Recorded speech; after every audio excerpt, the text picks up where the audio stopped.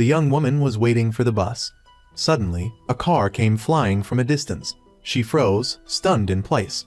The car slammed into the ground and then quickly rolled towards her at a speed of 5 meters per second. Terror widened her eyes, her body stiffening, unsure where to run. The car drew closer and closer. At the moment it was just 0.01 meters away, a mysterious man suddenly appeared, grabbing her and spinning away from the vehicle. The car crashed into the bus stop, shattering the glass into hundreds of tiny pieces. Just when they thought they were safe, danger crept closer again.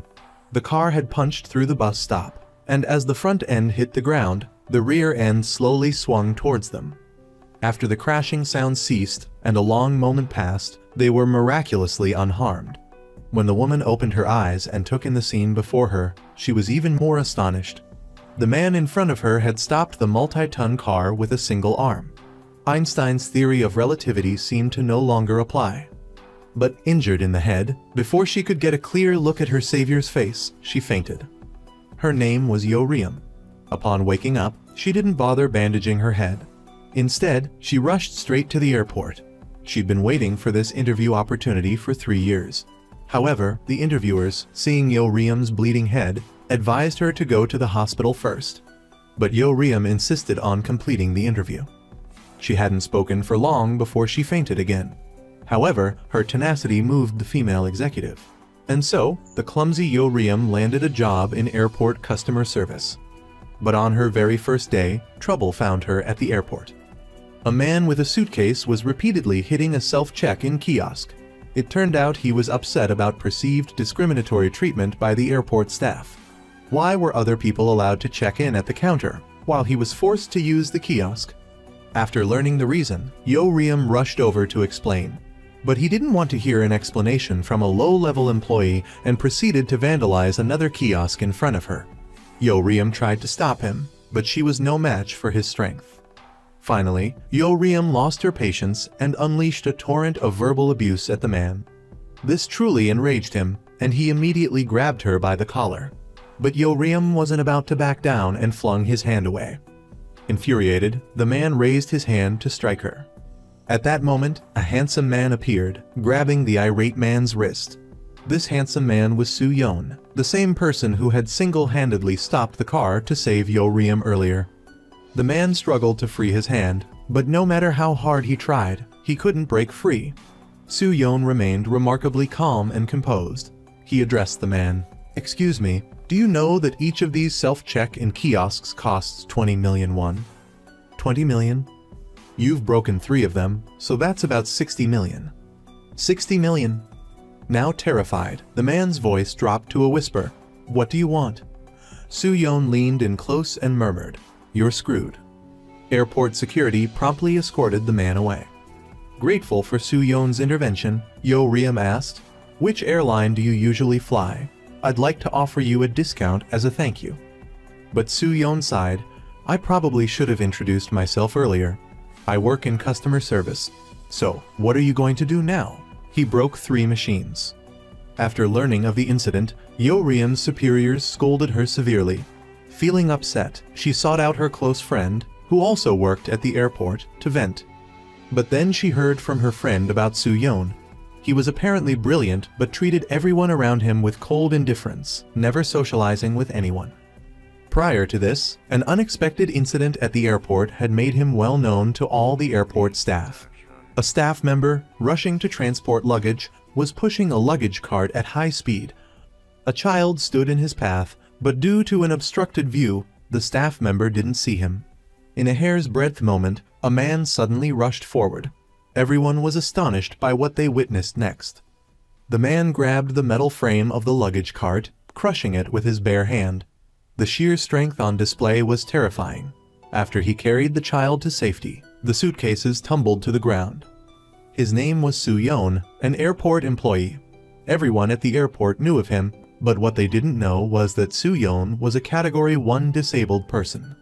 10 years prior, a traffic accident had cost him an arm and a leg. Fortunately, he met a doctor who fitted him with prosthetic limbs made of metal and equipped with 66 chips.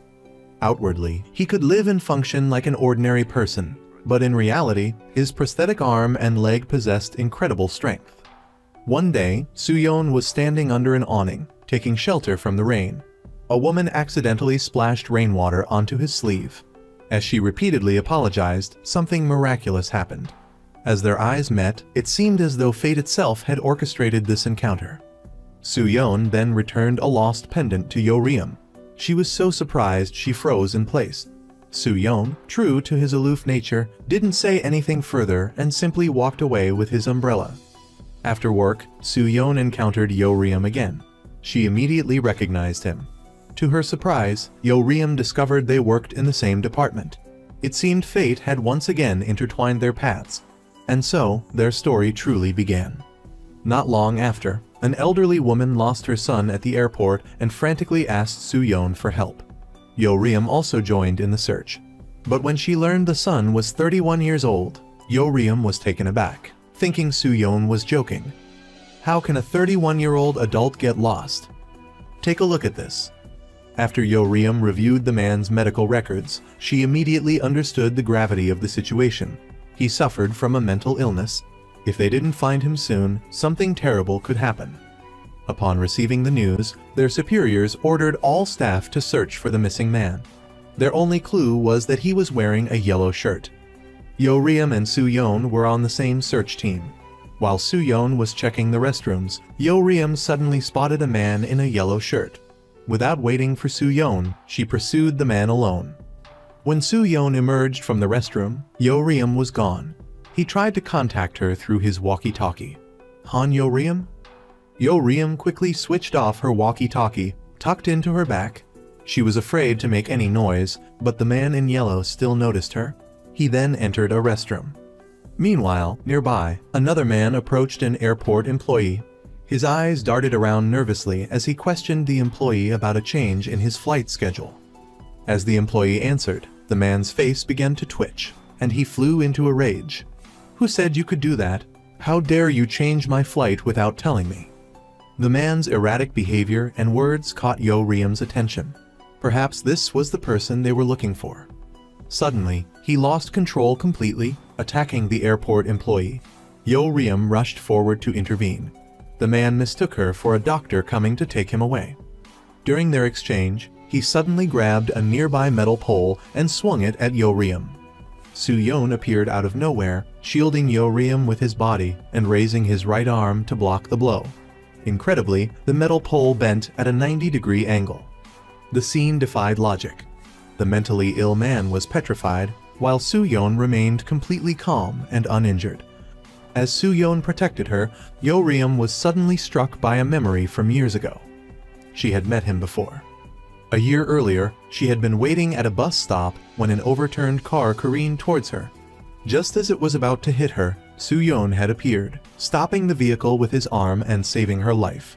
After returning, Yo-ryum replayed the earlier scene in her mind. She was certain that Soo-yeon was the person who had saved her years ago.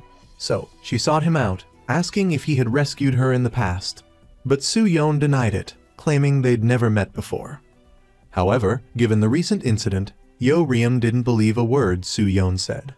Soo-yeon hid the truth because his body wasn't normal. His metal arm housed 66 smart chips connected to his nervous system. While granting him superhuman strength, this difference made him deeply insecure. To keep his unusual body a secret, Soo-yeon lived a detached life, maintaining his distance from others, even his colleagues. At lunchtime, someone sitting opposite him wanted to eat together. Instead, Soo-yeon took his tray and moved elsewhere, opting to make instant noodles by himself. Yo-ryum witnessed this. Seeing Soo-yeon hadn't eaten, she thoughtfully bought him some bread. However, while pouring hot water for his noodles, she accidentally spilled the whole cup. Soo-yeon instinctively reached out to catch it, and his hand instantly turned bright red from the burn. Frightened, Yo-ryum quickly grabbed some ice to soothe the burn. But Soo-yeon said, "I don't feel any pain." He looked away. It had to hurt. How could he not feel pain? "It's true. I don't feel anything." Utterly surprised, Yo-ryum slapped him. Soo-yeon, bewildered, explained, "Only my right hand and arm don't feel pain." Realizing she'd hit him hard, Yo-ryum quickly apologized. Looking at the clueless Yo-Ryeom, Soo-yeon cracked a smile. That day, the airport's customer service department received a bomb threat. A mysterious man claimed to have planted explosives within the airport. While working, Yo-Ryeom spotted a man wearing sunglasses surreptitiously placing a black bag in a trash can. Curious, she cautiously opened it to see what was inside. She was stunned by the contents. Immediately, she called the police and customs officials. Upon seeing what was inside the black bag, they too were astonished. It contained gold bars worth billions of won. The police confiscated the gold. Shortly after, a couple appeared, furtively searching trash cans as if looking for something. As they made a phone call, Yo-Ryeom overheard their conversation. She was certain they were connected to the gold bars. Just then, Soo-yeon appeared. Yo-Ryeom quickly told him what happened. He told her it was a customs matter, not their concern. Yo-Ryeom believed it was more important than their current tasks. Besides, she craved recognition from her superiors and couldn't pass up this opportunity. So, she reported the incident to airport security. Returning to her workstation, she believed she'd achieved something significant. Seeing no one around, she celebrated with a little dance. But just then, her team leader, Seo-kun, walked in. Yo-Ryeom excitedly recounted her actions, expecting praise. However, Seo-kun wasn't impressed. She asked, "What about your actual work?" Yo-Ryeom was speechless. "What? You left him alone to manage that entire large area by himself."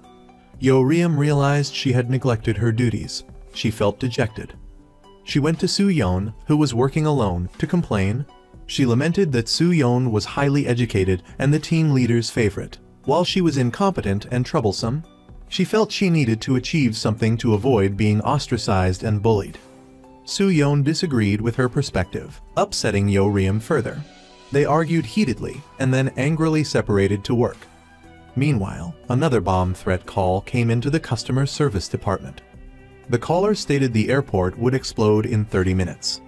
At that moment, Soo-yeon went to the break room for a drink. He overheard someone on the phone. It was the bomb threat caller, caught red-handed. When Soo-yeon turned on the light, he saw a high school-aged boy. The boy arrogantly told him, "Get out, mind your own business."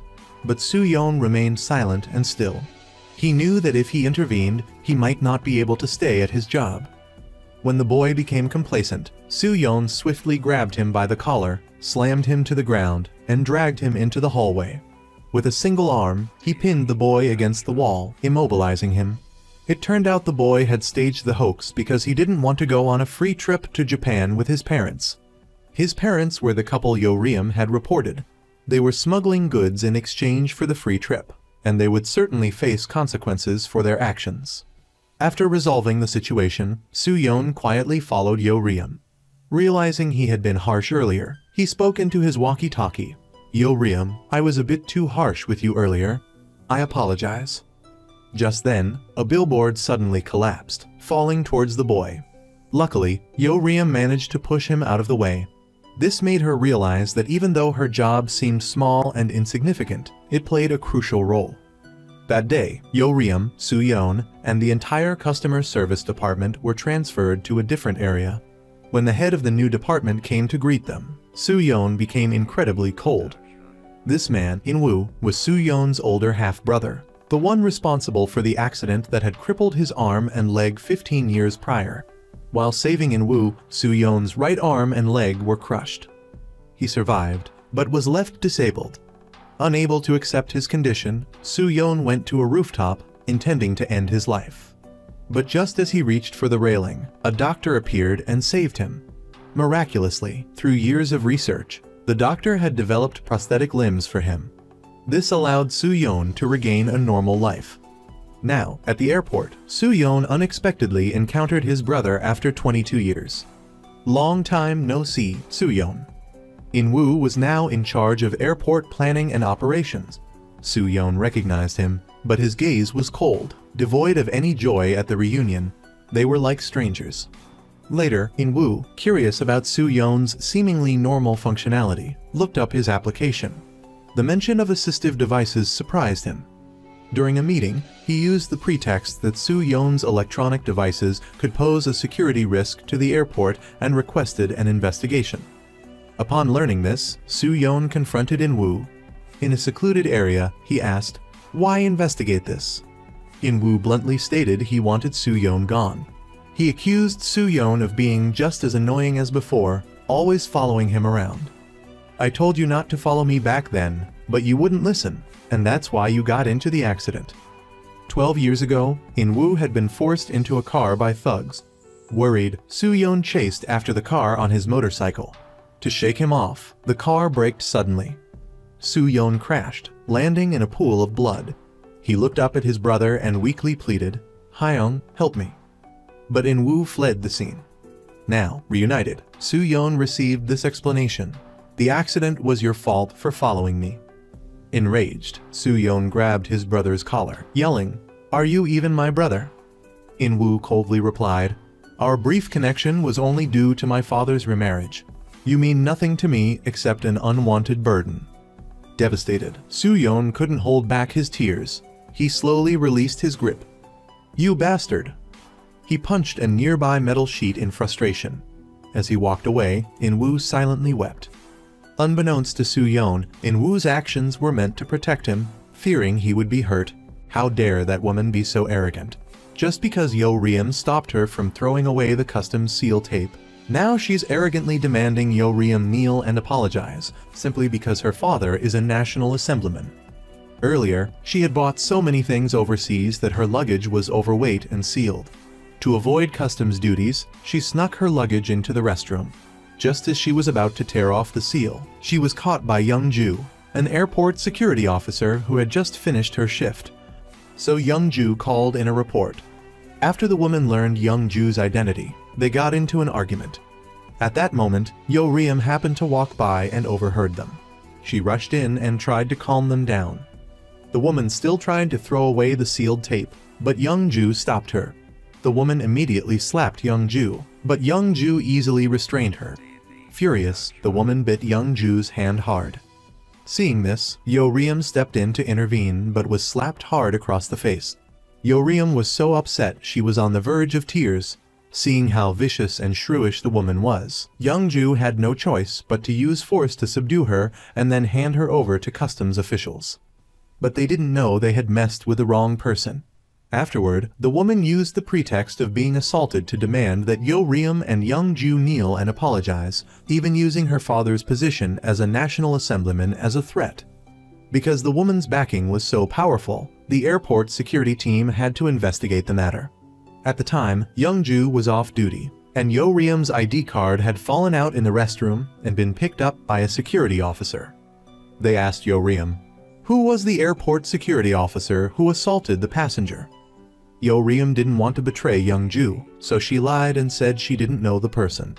But D-kai, after hearing Yo-reum's account, seemed to have guessed who the female security officer was. The information quickly reached the ears of the airport's senior manager, Hee-seung. To protect the airport's reputation, he ordered Seo-kun to make his staff immediately apologize to the passenger. Even if it meant bowing or kneeling, the matter had to be resolved completely. Seo-kun originally wanted to explain on Yo-reum's behalf, but Hee-seung refused to listen. The two of them started arguing about it. At this point, Yo-reum stepped forward. Not wanting her team leader to be put in a difficult position, she agreed to apologize. After all, it was just one employee kneeling, no big deal. D-kai learned that Yo-reum was about to apologize and told Young-ju. Not wanting Yo-reum to suffer the consequences of her actions, Young-ju rushed to the airport. At this moment, the passenger was sitting in a room with a haughty expression. Just then, Soo-yeon suddenly walked in. He was there to fix the broken water dispenser in the room. The woman paid him no mind. Seung-cheol and Seo-kun quickly brought Yo-reum to the passenger. The woman still wore that smug look. As Seung-cheol began to apologize, Soo-yeon's appearance surprised everyone. So there they were, one side constantly apologizing, and Soo-yeon constantly making a commotion. His actions made Yo-reum realize something. When Seung-cheol told Yo-reum to apologize, she remembered Soo-yeon's words. "If you give up because of this, if you don't say what you think is right, you'll never hear what you want to hear." Seung Cheol urged Yo Riem to apologize again. At that moment, Yo Riem said, "What happened in the restroom earlier? I'd like you to apologize to me." Upon hearing this, the passenger flew into a rage and threatened to get a lawyer to sue the airport. But then, her voice was heard. "Hello, Lawyer Kim? No, you can't tell my dad yet. If my dad finds out, he'll kill me. Absolutely do not tell him, do you hear?" It turned out she was just trying to intimidate the airport staff into waiving customs procedures. At this moment, Soo-yeon stepped in to help, moving Yo Riem to tears. In the end, the passenger could only vent her anger on her own clothes. By the time Young-ju arrived, everything had been perfectly resolved. Because of this, Yo Riem was praised by team leader Seo-kun for the first time. "Good job." This deeply touched Yo Riem, and tears streamed down her face. Before, she had always been the one apologizing. "I'm sorry, I'm so sorry." She had never thought about demanding fairness for herself. But today, all the courage and strength had come from Soo-yeon. At that moment, Soo-yeon was standing behind her, silently watching. After Seo-kun noticed him, she complimented his excellent performance and assigned him the task of fixing the water purifier. But elsewhere, "What's wrong? Why isn't the water coming out?" Seeing Yo Riem's tears of joy, Soo-yeon seemed to be developing feelings for her. Just then, a robot vacuum cleaner was attracted to Soo-yeon's metallic arm. It kept following him around. Trying to avoid the robot, Soo-yeon ran towards Yo Riem. But a moment later, at the airport, a pregnant woman was about to give birth. However, she refused to deliver the baby because her husband hadn't arrived yet. Unbeknownst to her, her husband was on a flight back from overseas. As soon as he landed, he was taken aside by airport staff due to an issue with his passport. Seeing the pregnant woman's refusal to give birth without seeing her husband, Yo Riem, to ensure the safety of both mother and child, said, "I'll definitely help you find your husband." Only then did the pregnant woman agree to go to the airport's medical center. In the immigration office, the husband was about to be deported due to a past incident involving a fake passport. He pleaded with the staff to let him see his soon-to-be-born child before leaving, but the immigration officer heartlessly refused. Meanwhile, Yo Riem frantically searched for the husband at the arrival gate and sent his picture to Soo-yeon, telling him, "If you see this man, let me know." Soo-yeon arrived at the departure lounge to fix the water purifier. By chance, he spotted the man Yo Riem was looking for. Just then, an officer called the man's name. His flight back home was about to depart. The officer was preparing to escort him to the plane. Soo-yeon quickly contacted Yo Riem, telling her, "He probably won't see his wife and child. He's about to be deported." Yo Riem couldn't just stand by and watch. The man was so close to his wife and child, yet so far. She decided to go to her superiors and plead his case. At that moment, the man seized the opportunity to go to the restroom and call his loved one. Their phone conversation was filled with desperation and longing. Seeing the pregnant woman cry brought D-kai and Young-ju, who were sitting beside her, to tears as well. After the man exited the restroom, he shoved an airport employee aside and ran off. Soo-yeon, witnessing this, immediately gave chase. The man ran desperately, with Soo-yeon close behind. He finally stopped when he ran out of escape routes. He pleaded with Soo-yeon to let him see his wife and child, but Soo-yeon didn't have the authority to grant his request. In a moment of desperation, the man pulled a pen from his pocket, pointed it at Soo-yeon, and then lunged, attempting to stab him. The sound of metal clashing rang out. The man's eyes widened in surprise. Soo-yeon removed the pen from his hand and put it behind his back. The man, still refusing to give up, continued to attack Soo-yeon. But Soo-yeon dodged, causing the man to fall over the railing. Fortunately, Soo-yeon managed to catch him. Then, with a single, swift movement, he pulled him back up onto the walkway. Just then, other members of the security team arrived. Soo-yeon quickly stepped on the pen and hid his arm behind his back. Wanting to conceal his secret, he told the airport security team he was fine. However, In-woo had witnessed the whole scene and was utterly shocked. Elsewhere, Yo Riem told Seo-kun about the situation. At that moment, Yo Riem also received a picture of the newborn baby from Young-ju. Holding the picture, Yo Riem pleaded with Seo-kun to allow the family to see each other. Finally, thanks to Seo-kun's help, the family was able to communicate through a glass partition. At last, the mother met her husband. The reunion was bittersweet. Our baby, they exclaimed emotionally. Yeoryum and the others standing nearby were deeply moved. After Soo-yeon returned to his workstation, an unexpected incident occurred. As he set his pen down, the metal paperclip and fountain pen were suddenly drawn to his arm. It appeared his metal arm was malfunctioning. Soo-yeon didn't think much of it at first, but as he stood up, he reconsidered. Perhaps the pen attack had damaged his arm. He secretly went to the K storage room to check his arm. Fortunately, it seemed to be a temporary glitch. Meanwhile, not far from the airport, an airplane preparing to land suddenly caught fire in one of its engines. Inside the plane, panic gripped the passengers. Elsewhere, Yeoryum had just finished work and was getting ready to pick up her mother from the airport. Suddenly, she saw the stricken aircraft in the sky. Immediately after, all airport staff received an emergency landing alert. Knowing her mother was on that plane, Yeoryum was frantic with worry. Soo-yeon also received a call from Seo-kun assigning him a task. As he was about to leave, he saw Yeoryum upstairs, anxiously watching the plane in the sky. The scene reminded him of her earlier happiness before her shift ended. He realized someone she knew was on board. Fortunately, the plane landed without further incident. Fire trucks were already waiting and began rescue operations. Seeing this, Yeoryum ran out, desperate to find her mother, but Soo-yeon stopped her. He told her that unauthorized personnel were not allowed in that area. But seeing Yeoryum's expression, Soo-yeon froze. "What's wrong?" he asked. "My mother is on that flight. My mother is on that flight," Yeoryum responded, trembling.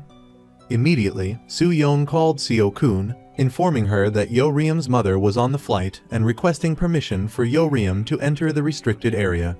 But Seo-kun refused his request. Soo-yeon saw Yeoryum's deep sadness and decided to act. On his way, Soo-yeon called Yeoryum. After asking for her mother's name, he hung up. He then rushed to the ambulance, falsely claiming he had orders from his superiors to assist. Inside the airport, Soo-yeon frantically asked passengers if they were Yeoryum's mother. Young-ju, nearby, witnessed this, curious about his presence. An announcement reported an injured passenger on the plane. Soo-yeon rushed to the scene and treated the woman, relieved to discover she was Yeoryum's mother. However, as he accepted a cup, his arm gave way, dropping it. Paramedics rushed in. To avoid being discovered, Soo-yeon quickly slipped away. Yeoryum finally saw her mother emerge safely. They embraced emotionally as Soo-yeon watched from a distance, content, before leaving. Before departing, Yeoryum's mother called her daughter, urging her to thank the person who helped her on the plane. Yeoryum went to airport security to thank them, but Jang-do directed her to Soo-yeon. By then, Soo-yeon had been picked up by the doctor. Yeoryum called him, but he didn't answer. After Soo-yeon's treatment and return home, Yeoryum texted him, asking to meet where they first encountered each other. Carrying Soo-yeon's backpack, which he'd left at work, she waited. Soo-yeon debated whether to go. As darkness fell, Yeoryum still hadn't seen him. Then it rained. After an unknown amount of time, Yeoryum looked up to find Soo-yeon standing before her. "Did you help my mom on the plane?" she asked. Soo-yeon denied it. Only when Yeoryum mentioned Young-ju seeing him did he admit it. "Why did you do that?" Yeoryum pressed. "Do you like doing good deeds secretly? Or, do you like me?" Soo-yeon was speechless. They stared at each other until the rain subsided. Then, he answered, "Yes." Soo-yeon had always been self-conscious about his disability. Finally, he'd found the courage to confess to Yeoryum. Unexpectedly, the next day, Yeoryum sought him out, asking, "We've only worked together for 3 months. Why do you like someone ordinary like me?" "It can take 3 weeks or 3 years to fall for someone," Soo-yeon told her. "But for me, it took 3 seconds." Yeoryum was bewildered. It turned out years earlier, in a store called Where the Stars Fall, Soo-yeon had fallen in love with Yeoryum at first sight. He had also been the one who secretly protected her during the previous car accident. Just then, a group of people bumped into Yeoryum, sending her stumbling into Soo-yeon's arms. He felt her warmth, sweet and comforting. The beautiful moment was fleeting. Feeling awkward, Yeoryum quickly pulled away, but her hand brushed against his arm. She sensed something. While she was still confused, Soo-yeon jerked his arm back and left abruptly. Back in the office retrieving files, Yo-ryum stumbled upon Soo-yeon's resume. Curiosity led her to read it. To her surprise, it stated he had a level 1 disability. Yo-ryum was stunned. Unsure what to do, when her friend asked about her and Soo-yeon, Yo-ryum hesitated, about to reveal the truth, but stopping herself. At the same time, airport staff inspecting the warehouse discovered an unclaimed suitcase. Seung-cheol was furious. Did everyone think this place was their personal storage unit? Suitcases were scattered everywhere. "If I catch whoever keeps leaving their luggage here, they're dead," he roared. At that moment, Yo-ryum stepped forward, admitting the suitcase was hers.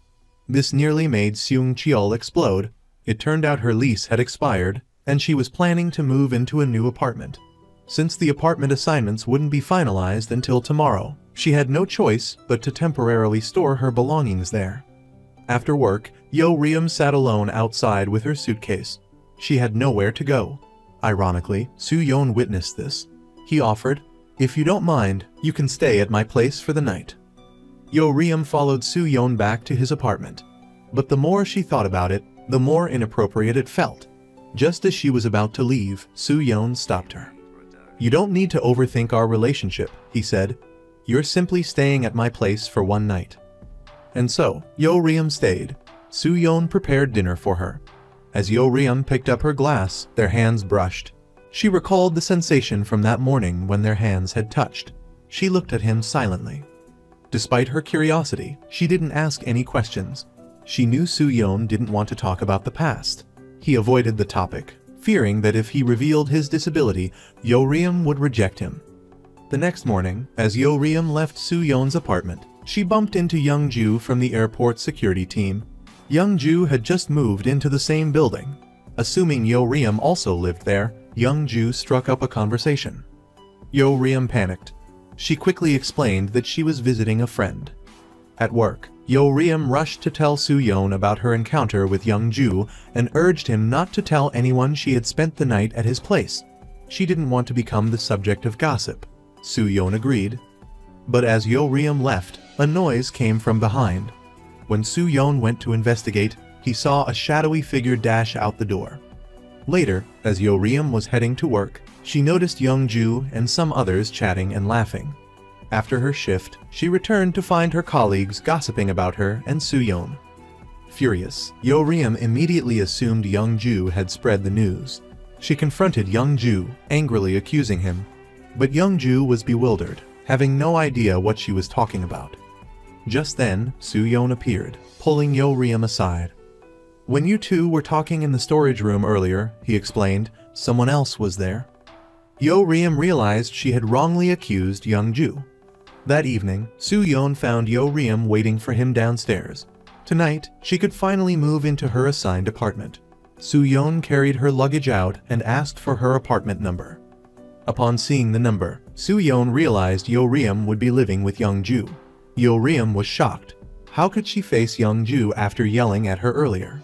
Soo-yeon said, "I've heard that nothing in this world is a coincidence. There are no accidents.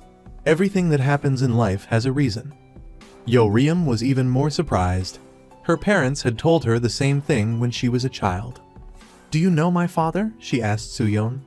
It turned out that, as a child, Soo-yeon and his brother frequently visited a certain shop.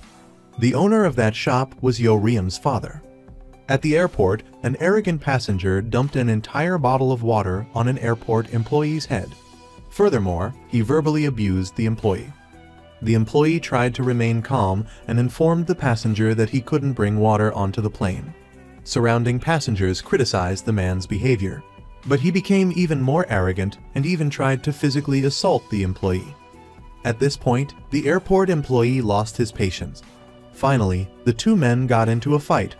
The team leader tried to stop them, but the man pushed him away.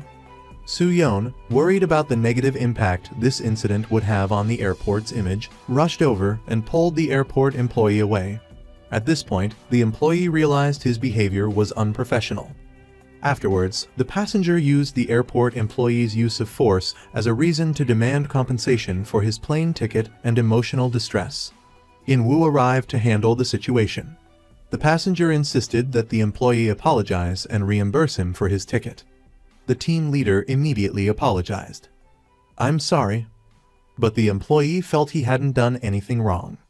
I was just following regulations, so I don't need to apologize." At this point, In-woo told the employee, "From the day you started working here and receiving a salary, no matter what happens, you have to tolerate the customers." But Soo-yeon couldn't stand it and interjected. "Employees have their own jobs and responsibilities. They're not just sitting around collecting a paycheck." Seeing Soo-yeon defend them, In-woo said, "So it's okay if these two get fired, right?" Hearing this, both men were afraid of losing their jobs.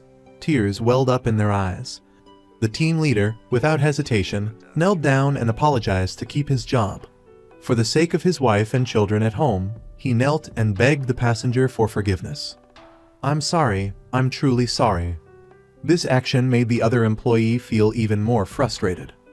Just then, the airport security team captain, Choi Moo-ya, arrived and helped the team leader up. Then, Moo-ya listed the passenger's offenses. Not only had he violated aviation regulations, but he had also insulted and assaulted an airport employee.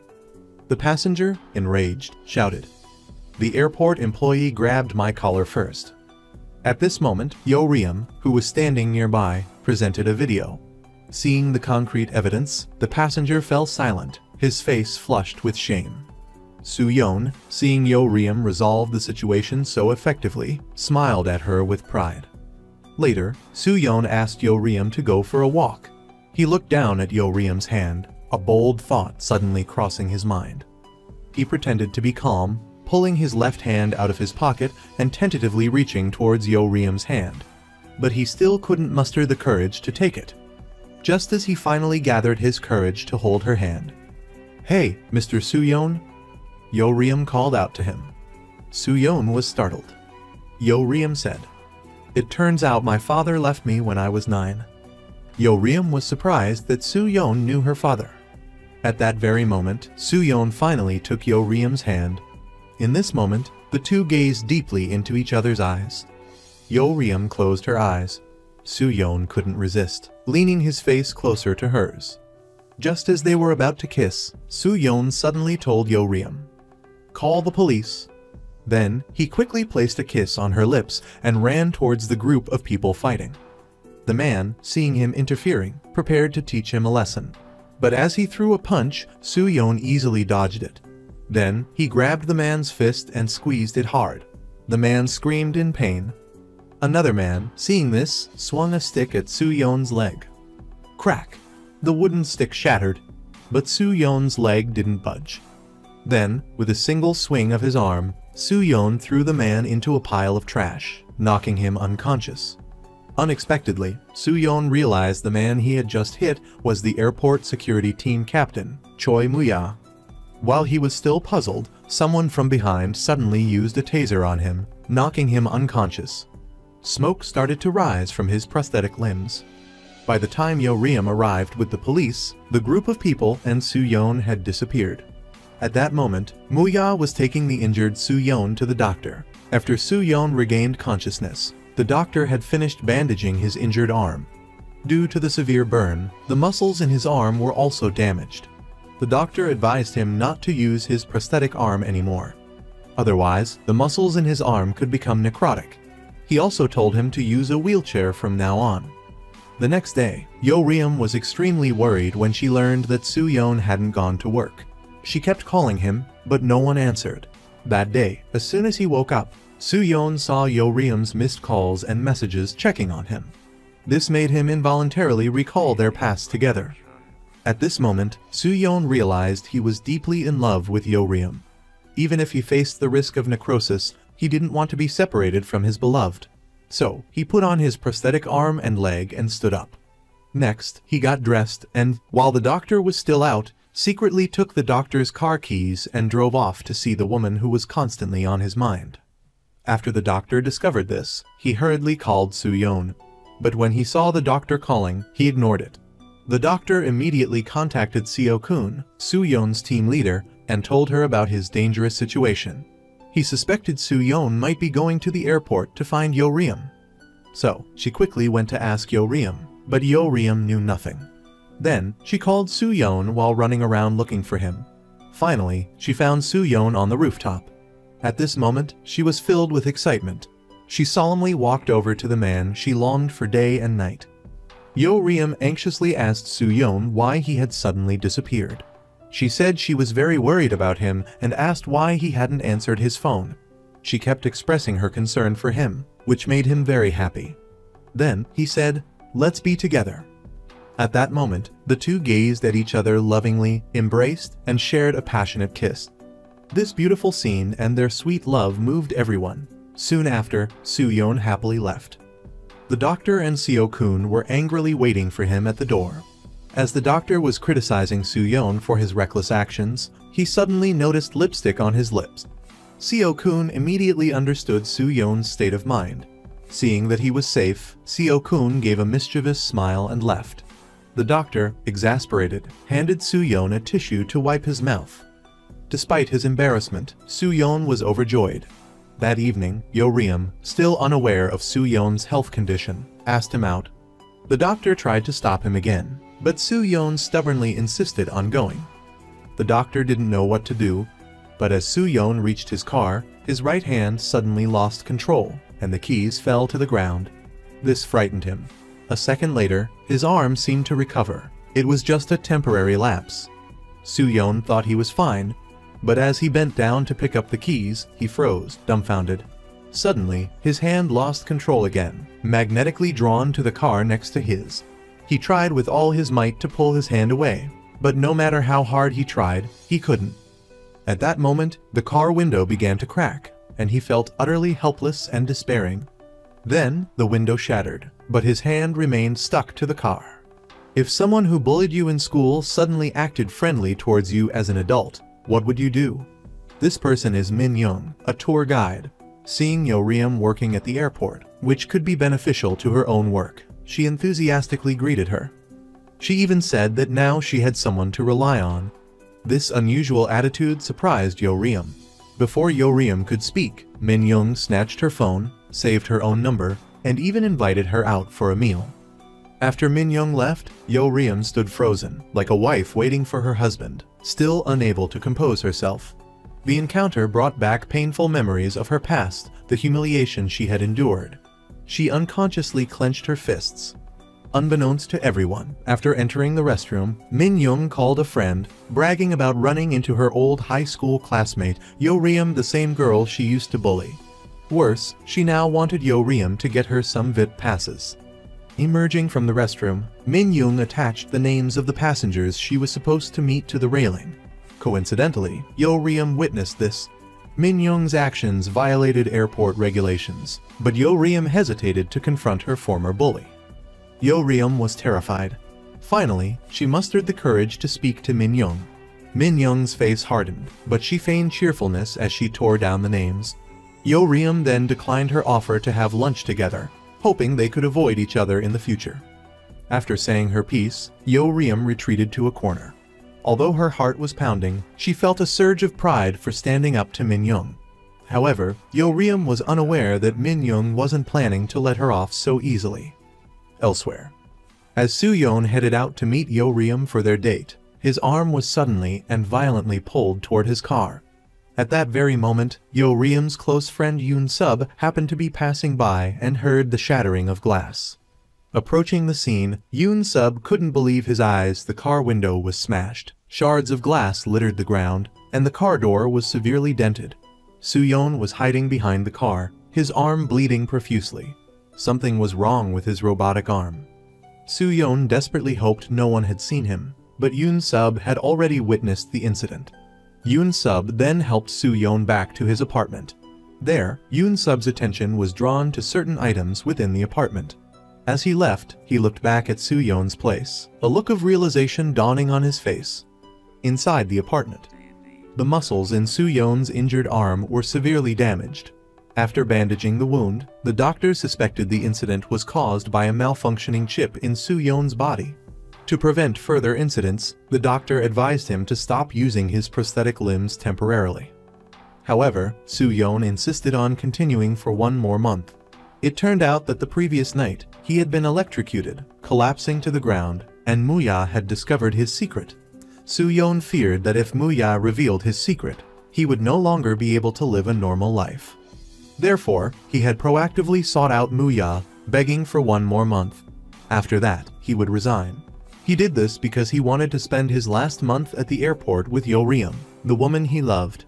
He didn't want Yo-ryum to know about his disability. The next morning, he put on his prosthetic limbs, the watch his brother had given him, and his sharp suit, heading to the airport for work. Once again, Soo-yeon and Yo-ryum were working together. Suddenly, both of their phones rang simultaneously. Soo-yeon's call was from Yoon-sub, who wanted to talk about the previous night's incident. Meanwhile, Yo-ryum's call was from Min-young, who was, in fact, standing right behind her. Min-young had discovered Yo-ryum's relationship with Soo-yeon. At a restaurant, she threatened to reveal Yo-ryum's past bullying to her boyfriend and colleagues unless Yo-ryum handed over 4 VIP passes. Furious, Yo-ryum left. Not wanting Soo-yeon to learn about her humiliating past, she sought out In-woo, the person in charge of the VIP passes, but she struggled to find the right words. At that moment, In-woo revealed to Yo-ryum that he was Soo-yeon's brother. He was about to tell her about Soo-yeon's condition when suddenly Soo-yeon appeared at the doorway. Soo-yeon demanded to know what In-woo was doing. Seizing the opportunity, In-woo asked Yo-ryum, "Didn't you see in his file that Soo-yeon has a level 1 disability? Aren't you curious about what he's hiding beneath his clothes?" As In-woo was about to reveal his secret to Yo-ryum, Soo-yeon lost control of his emotions. His arm began to tremble. Suddenly, all the metal objects in the room began to fall to the floor. Both of them were shocked by what had just happened. Soo-yeon quickly brushed the metal objects off his hand, clutched his arm, and fled. Seeing all the fallen metal objects, Yo-ryum realized Soo-yeon was hiding a secret he desperately wanted to protect. At this moment, Soo-yeon took off his jacket, wrapped it around his arm, and ran into the elevator. He didn't want anyone to know his secret. But as he was about to step into the elevator, he saw the pile of metal equipment in front of him and stopped. Left with no other option, he ran into the storage room alone to hide. Just then, Yo-ryum used the walkie-talkie to call Soo-yeon, but Soo-yeon remained silent, not saying a word. He was disabled and didn't know how to face Yo-ryum. He felt incredibly uncomfortable and stuck in a dilemma because Yo-ryum and Yoon-sub had come to find him earlier, telling Soo-yeon that they had seen a wheelchair in his house last night and asking him what it was all about.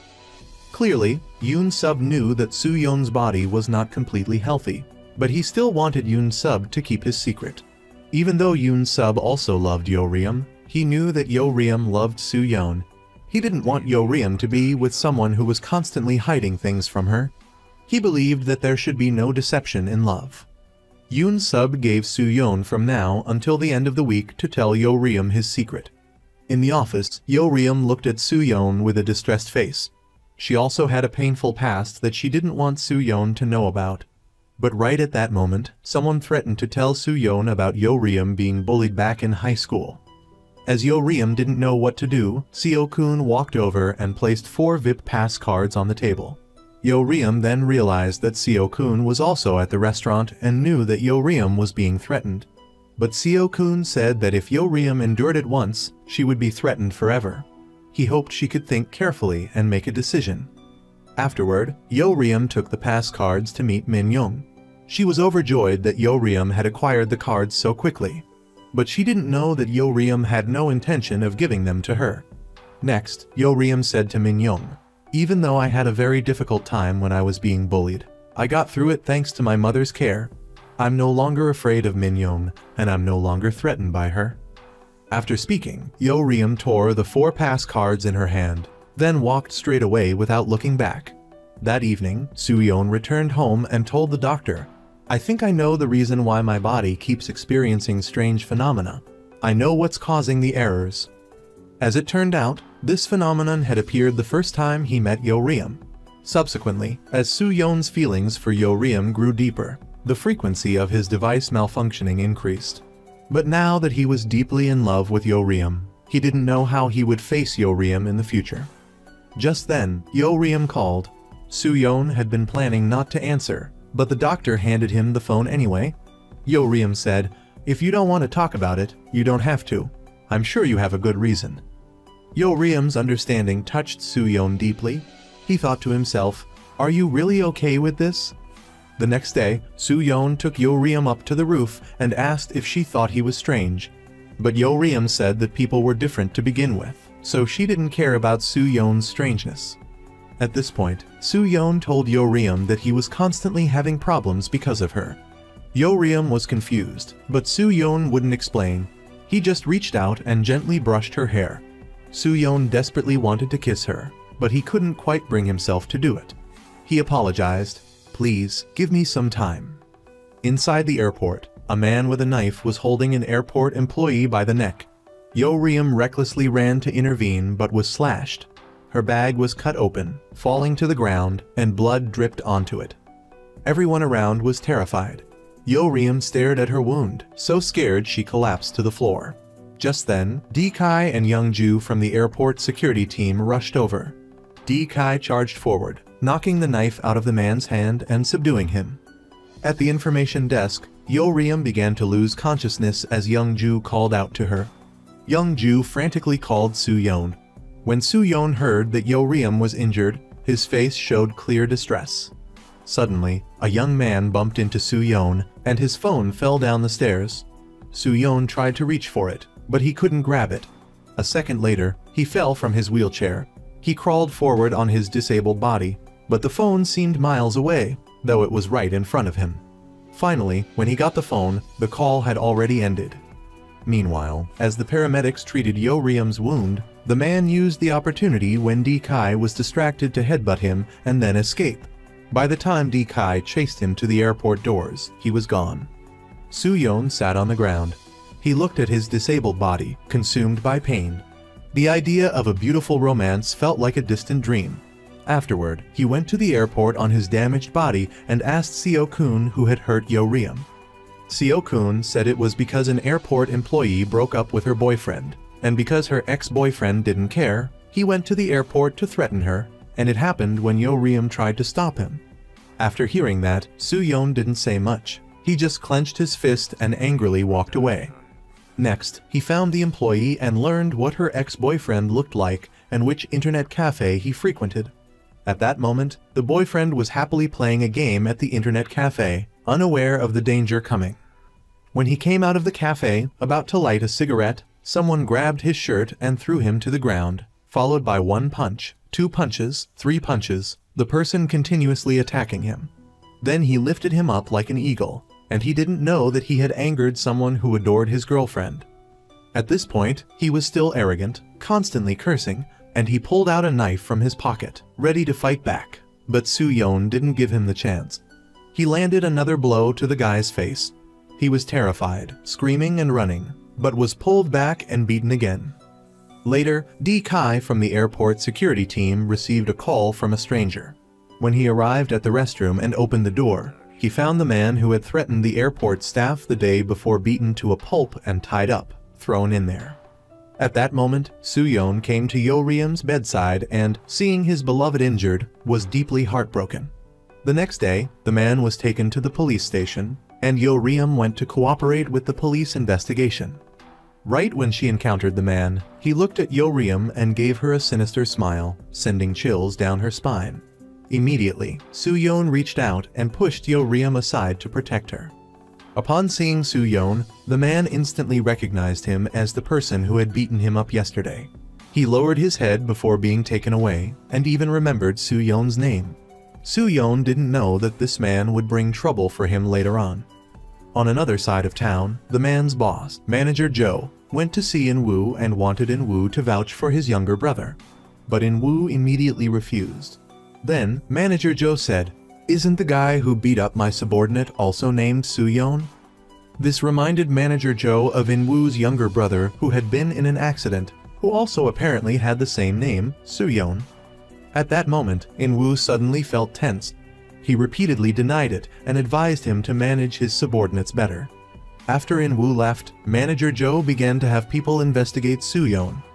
That evening, Soo-yeon was still unaware that he had been targeted by a group of bad people for protecting his girlfriend. An accident had left his brother deeply disappointed in him, just because his brother had run away when he saw him lying barely alive on the ground. In reality, Soo-yeon didn't know that In-woo hadn't escaped. He had been captured by Manager Joe's group. It turned out that In-woo had evidence of Manager Joe and the chairman's crimes. Earlier, Soo-yeon had seen them taking In-woo away because they wanted In-woo to hand over the evidence. But the disc containing the evidence had been forgotten in the restaurant. The owner had given it to Soo-yeon. When Soo-yeon went outside to look for his brother, the accident happened. Now, Manager Joe was demanding that In-woo hand over the disc containing the evidence, but he said he had lost it. Manager Joe got angry and slapped In-woo. Then, Manager Joe used the fact that Soo-yeon was severely injured and on the verge of death to threaten In-woo. To protect his brother, In-woo crawled over and pleaded with them not to harm his brother. "Please don't do this. Soo-yeon doesn't know anything. Please spare my brother. I'm begging you." 12 years later, In-woo had become the planning team manager for airport operations. He came to work at the airport for Manager Joe, but he suddenly met Soo-yeon again, who also worked there. In-woo was afraid that Soo-yeon would get caught up in this mess, afraid that his brother would be in danger, so he deliberately said harsh things, telling Soo-yeon not to be near him. And that day, the device on Soo-yeon's wrist suddenly malfunctioned. After seeing this, In-woo was very surprised. He then came up with a way to get rid of Soo-yeon. He went to the head of the airport security team, Choi Moo-ya, and used the excuse that Soo-yeon was wearing a device with magnetic properties that was affecting the airport's equipment to request that Soo-yeon be fired. The next day, Moo-ya and Seo-kun approached Soo-yeon and reassigned him to work elsewhere. He was completely bewildered by this development. Just then, In-woo suddenly appeared. Seeing them guarding Soo-yeon, he used the excuse that Soo-yeon wasn't allowed to bring the malfunctioning equipment to assist with his duties. Essentially, Soo-yeon was being asked to quit. At that moment, Soo-yeon was about to argue back, but his brother scolded him. "The management team is discussing something, Soo-yeon. An employee like you shouldn't interfere. This is my business. I'll talk to you about it later." Then, the two of them went out into the hallway. Soo-yeon said to his brother, "If you don't want to see me like this, then why don't you just resign? If I could resign as I pleased, I wouldn't have started working here in the first place." Soo-yeon stood there, stunned. In-woo said there were people planning something, and he was just a pawn. He hoped Soo-yeon would leave before he got hurt. Soo-yeon couldn't understand In-woo's words.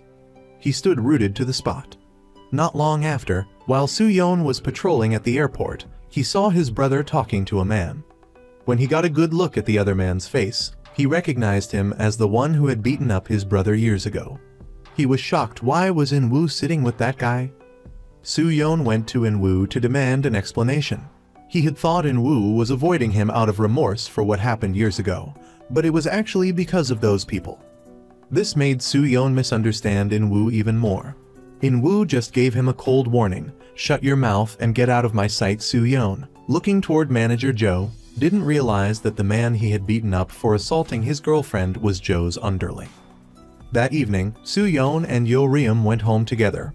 On the way, they happily held hands. Soo-yeon affectionately kissed Yo-ryum. He wanted to tell Yo-ryum about his body, so Soo-yeon invited her to his place. He told her to turn around while he went into the room alone. Next, he took off his jacket and then his shirt, then slowly turned around. "You can turn around now." Yo-ryum thought Soo-yeon wanted to take their relationship further. She was extremely nervous, constantly making excuses, but when she turned around, he was so different. To relieve her stress, Yo-ryum kept drinking water. When Soo-yeon came out after changing clothes, he asked, "Yo-ryum, can you accept me as I am?" Although Yo-ryum didn't say anything before she left, she forgot to put her glass down. Clearly, Yo-ryum couldn't hide her surprise. But as Yo-ryum went outside, Soo-yeon suddenly realized he was having a nosebleed. He didn't know that because his arm had been injured before and he was constantly using a prosthetic arm, his entire right arm was now severely bruised. The next day, Yo-ryum saw Soo-yeon sitting sadly on a chair. She grabbed Soo-yeon's hand and pulled him into a deserted hallway. Then, she pushed Soo-yeon against the wall. At this point, Soo-yeon was incredibly nervous. "What are you doing?" Yo-ryum said to him. "After I got home, I thought about it all night. I'm willing to accept everything about you. I'm willing to give you my love." At this moment, Soo-yeon was touched by Yo-ryum's words. He turned her around and pinned her against the wall. Then, Soo-yeon looked at her with an affectionate gaze. They hugged each other tightly, feeling the love they both had for each other. On another front, the doctor was deeply saddened because he had just received Soo-yeon's health checkup report. He discovered that Soo-yeon's muscle tissue was severely inflamed, requiring further examination. So, the doctor called Soo-yeon, telling him to come back, but Soo-yeon refused. He insisted he was perfectly fine, didn't need any checkup, and then abruptly hung up the phone. That evening, Soo-yeon, Yo-ryum, and their colleagues went out to dinner and karaoke. Soo-yeon, like a child, sat quietly on the sofa, watching Yo-ryum having fun in his embrace, feeling incredibly happy. But soon after, he started experiencing a nosebleed. He quickly ran to the restroom to wash up, only to discover bruises on his arms that had spread all the way up to his neck. The doctor's advice made him realize the severity of the problem. Later, after dropping Soo-yeon off at his place, Yo-ryum took Soo-yeon's hand and asked if he wanted to go on a trip with her during the upcoming vacation. At this moment, Soo-yeon just looked at Yo-ryum, not answering, because he didn't know if he'd even be alive by then. He hugged Yo-ryum tightly, but his heart was filled with worry. After they both went home, the doctor visited Yo-ryum, telling her about Soo-yeon's health situation and hoping she could convince him to agree to treatment quickly. After the doctor left, Yo-ryum felt utterly heartbroken. The next day, Yo-ryum and Soo-yeon were assigned by their superiors to go to the supermarket to buy supplies. After getting in the car, Yo-ryum not only asked Soo-yeon if he was feeling well, but even when carrying the groceries, she wouldn't let him do it alone. She carried all the newly purchased items into the car. Soo-yeon couldn't understand this behavior. When they returned to the office, Yo-ryum's unusual actions made Soo-yeon suspicious. "Tell me the truth, did you meet with the doctor?" When Soo-yeon pressed her, Yo-ryum told him about what the doctor had told her. Yo-ryum hoped he could remove the machinery attached to his body so that his health could gradually recover. But at this point, Soo-yeon suddenly exploded in anger. "Stop it! I told you to stop talking about it." Then, Soo-yeon angrily left. Next, he went directly to the doctor to ask. The doctor told Soo-yeon that if he didn't remove all the machinery from his body, he'd miss the best window for treatment, and his life could be in danger. But Soo-yeon didn't want the treatment. He wanted to live a normal life, not live in a wheelchair. After saying this, he walked out, but once again, he had another nosebleed as he left. He didn't know that in the distance, two men in black were watching him. Alone, Soo-yeon walked to the park, when suddenly, a blinding light shone in his face. Two cars stopped in front of where he was sitting, and then a group of thugs got out, carrying clubs. At that moment, the leader of the group, Manager Joe, approached. He had come to teach Soo-yeon a lesson. "I heard you taught my subordinates a lesson not long ago, right? I want to know how you did it. Show me your ability." Then, a group of people with clubs surrounded Soo-yeon. Soon after, Soo-yeon was lying on the ground after being beaten. But what the thugs didn't know was that Soo-yeon hadn't fought back earlier because he was afraid he would kill them. Facing the current situation, Soo-yeon couldn't hold back anymore. He grabbed a wooden stick and snapped it in half with his bare hands. He grabbed one guy by the collar, threw him a good distance away, and then delivered a kick that sent another guy flying. The scene almost scared the crap out of the rest of them. Soo-yeon walked straight up to Manager Joe. "So, you want to keep this going?" Manager Joe was so angry he was grinding his teeth, unable to say a word. After waiting for Yo-ryum to return, saw that Soo-yeon was injured and became very worried. "Are you hurt? Did you fall? Let's go to the hospital, okay?" "I'm fine," Soo-yeon replied. Afterward, Yo-ryum took Soo-yeon back to his apartment and carefully tended to his injuries. Yo-ryum felt sorry for him and wanted to protect Soo-yeon, which made him involuntarily want this woman. "Do you want to stay over?" Yo-ryum suddenly froze, not answering. She hurriedly gathered her things to leave, but as soon as she reached the door, she turned back, "Good night." At that moment, Soo-yeon felt very happy. On the other side, Manager Joe angrily called in Woo. What the hell is Soo-yeon's deal? In Woo, not wanting his younger brother to get involved in this, claimed he didn't know Soo-yeon, and then hung up the phone. Manager Joe, seeing so many of his underlings injured and his beloved car badly damaged, swore he would make Soo-yeon pay dearly. Standing in front of the mirror, Soo-yeon looked at his arm, which was severely infected. He knew he could be in mortal danger, but to be able to see the woman he loved every day, he still braved the danger and went to work at the airport. But soon after, he became drowsy and lost consciousness, his nose bleeding uncontrollably. "You're not okay, let's go to the hospital," Yo-ryum said anxiously. "I'm fine, wait for me a moment," Soo-yeon said. Then he hurried to the bathroom to wash away the blood. Yo-ryum was extremely worried outside. Suddenly, a group of people entered, surrounding Soo-yeon. Clearly, they were there to cause trouble. At that moment, the leader walked up to Soo-yeon. Soo-yeon immediately recognized him as the guy who had slashed Yo-ryum with a knife at the airport and whom he had beaten to a pulp. He triumphantly boasted in front of Soo-yeon, "I have a good big brother who not only wrote a letter of guarantee for me, but also paid my bail. And look, I was released in no time." Just then, Yo-ryum saw Soo-yeon was in danger and rushed to find D-kai of the airport security team. But when D-kai arrived, Soo-yeon was gone. Then, they extracted the security footage and found Soo-yeon going down to the parking garage in the basement.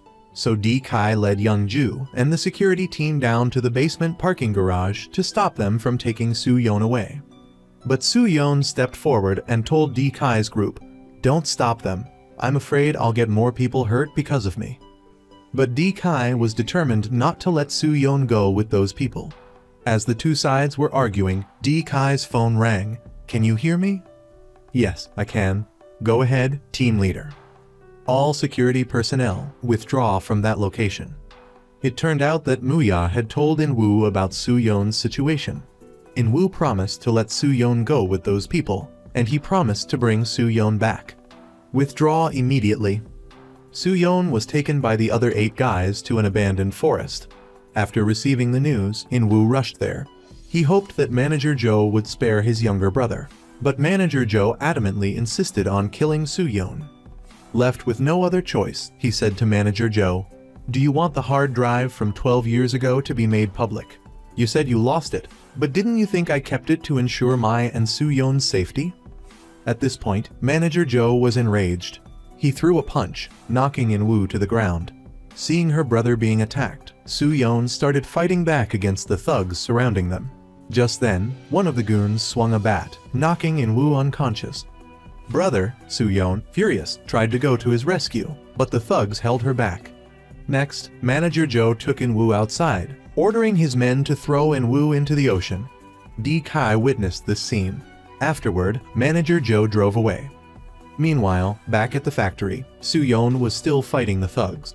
Soo-yeon demonstrated extraordinary fighting skills, taking down one after another. The man who had slashed Yo-ryum, seeing his comrades being beaten to a pulp, was so scared he didn't know what to do. Then, he opened the door to try and escape. D-kai stepped in, giving him a hit and subduing him. At that moment, Soo-yeon kicked the door open, sending the heavy door flying outward, scattering the thugs across the ground. Seeing this, D-kai was so surprised his eyes widened.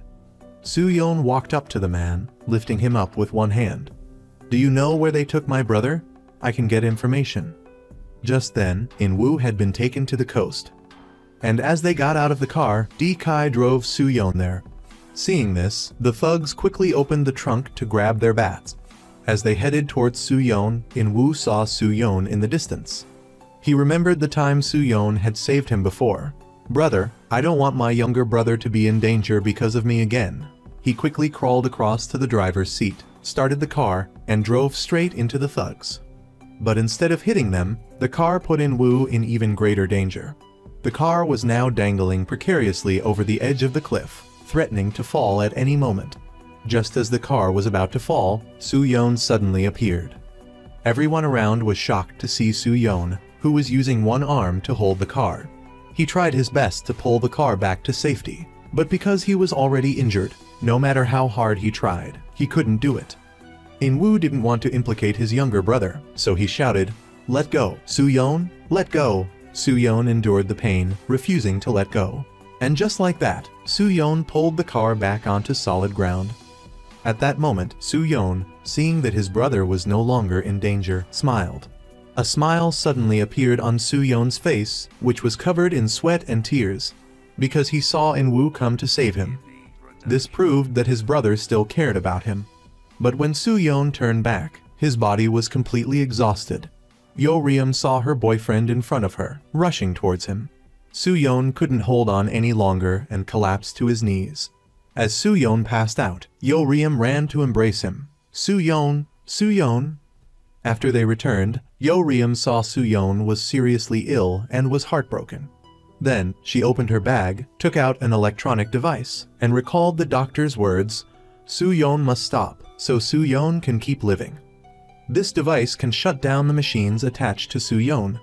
But at this point, she was conflicted, unable to bring herself to do it. The next day, when Soo-yeon woke up, he saw Yo-ryum lying next to him. He knew Yo-ryum had taken care of him all night. A happy smile suddenly appeared on his face. After waking up, Yo-ryum prepared breakfast for him, but she saw that Soo-yeon refused to remove the assistive devices, making her feel very conflicted. Was she to arbitrarily stop the life that he had chosen? Later at work, Seo-kun approached Yo-ryum and told her that Soo-yeon had submitted his resignation beforehand. At this moment, Yo-ryum had an ominous premonition. She suddenly couldn't hold back her tears and burst out crying, "What am I going to do? I won't be able to see him anymore." Afterward, Yo-ryum went to see Soo-yeon and asked him why he was resigning. She even hoped that Soo-yeon would remove the devices for treatment. She was willing to be Soo-yeon's arms and legs. "Don't leave me alone. Please, let me walk through life with you like this." Yo-ryum cried, "Please, no, I don't want that. Don't say things like that." Soo-yeon would rather die than remove the devices, causing Yo-ryum to weep bitterly. Early the next morning, Yo-ryum woke up and looked at Soo-yeon, who was sound asleep. So that he could continue to live, she gently got up and took out the device that the doctor had given her earlier. Tears streaming down her face, she hesitated for a long time. Soo-yeon suddenly woke up and grabbed Yo-ryum's hand. "Live on, okay? Will you wait for me?" At this moment, Soo-yeon didn't stop Yo-ryum. Then, Yo-ryum leaned down, and the two shared one last deep kiss. The device made contact with Soo-yeon's body. In the blink of an eye, a year passed. Yo-ryum was working at the airport when she suddenly noticed some cleaning ladies discussing something. So Yo-ryum went over to inquire. Apparently, someone had caused trouble earlier. A young man stepped in to stop it, causing an iron bar to be bent out of shape. Yo-ryum was extremely excited after hearing this, because she knew that the only person capable of doing this was him. She immediately ran off to find him, and while she was searching, a cleaning robot caught her attention. She saw a familiar back, and was so excited she burst into tears. When he turned around, Yo-ryum recognized him as the person she had always been waiting for. At this moment, she was crying and laughing at the same time, running toward him and hugging him tightly, feeling the beauty of happiness. Even though their love had to go through many difficulties, those who are destined to be together will surely find their way to each other.